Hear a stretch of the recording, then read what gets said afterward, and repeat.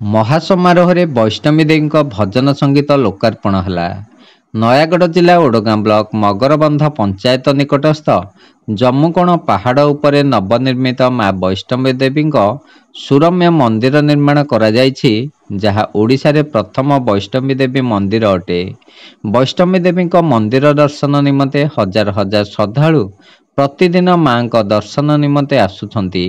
ସେହି ମା ବୈଷ୍ଣବୀ ଦେବୀଙ୍କ ପ୍ରଚାର ପ୍ରସାର ସହିତ ମାଙ୍କ ଏକ ଭଜନ ସଙ୍ଗୀତ ଆଜି ଜମ୍ମୁକୋଣ ମାଙ୍କ ମନ୍ଦିର ପରିସରରେ ଲୋକାର୍ପଣ ହୋଇଯାଇଛି।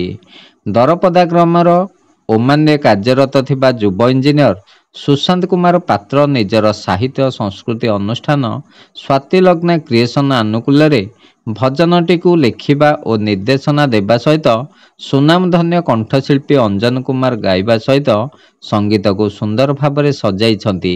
ଏହି ସଙ୍ଗୀତ ଆଲବମରେ ସୁଶାନ୍ତ ପାତ୍ର, ନିରାକାର ସ୍ୱାଇଁ, ସୁରେଶ ଚନ୍ଦ୍ର ବରାଡ଼, ଗୋଦାବରୀ ବସନ୍ତିଆ ଓ ଦରପଦା ଉଚ୍ଚ ପ୍ରାଥମିକ ବିଦ୍ୟାଳୟର ଛାତ୍ରୀ ଓ ପ୍ରଧାନ ଶିକ୍ଷକ ହେମନ୍ତ କୁମାର ମିଶ୍ର ପ୍ରଭୃତି ଅଭିନୟ କରିଛନ୍ତି। ସଙ୍ଗୀତ ଆଲବମଟି ବହୁତ ଶ୍ରୁତିମଧୁର ଓ ଆକର୍ଷଣୀୟ ହୋଇପାରିଛି ବୋଲି ଦର୍ଶକ ଓ ଏହାର ଶ୍ରୋତାମାନଙ୍କ ଠାରୁ ପ୍ରକାଶ। ଏହି ସମୟରେ ଅଭିନେତା ଦେବେନ୍ଦ୍ର ପରମଗୁରୁ, କବୟିତ୍ରୀ ତଥା ଅଧ୍ୟାପିକା ନୀଳିମା ନନ୍ଦ ସମେତ ଅନେକ ବୁଦ୍ଧିଜୀବୀ, ଜ୍ଞାନୀଗୁଣୀ, ଧାର୍ମିକ ବ୍ୟକ୍ତି ଉପସ୍ଥିତ ରହି ସଙ୍ଗୀତ ଆଲବମକୁ ଲୋକାର୍ପଣ କରିଥିଲେ।